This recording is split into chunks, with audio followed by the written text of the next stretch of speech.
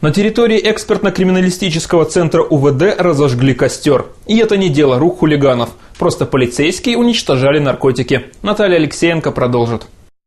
Полицейские сжигают наркотики регулярно, раз в 4 месяца. Объемы бывают разные. Сегодняшние 4 килограмма – увесистая партия. Марихуана, моноацетилморфин, героин, амфетамин и другие запрещенные вещества изъяты в разное время на территории всей Мурманской области. Уголовные дела завершены, вынесено 90 приговоров суда. В этом пакете около 8 грамм героина. Вообще за общий вес, который мы сжигаем героина, около 80 грамм в этот раз.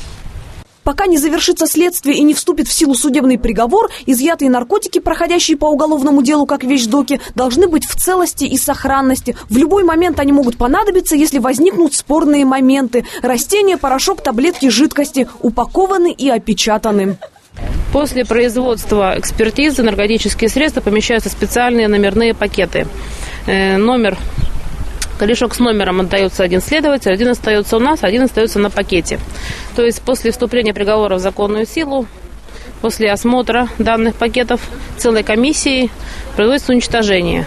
Вот опять же комиссионно под видеокамеру все это, записи сохраняются на диске.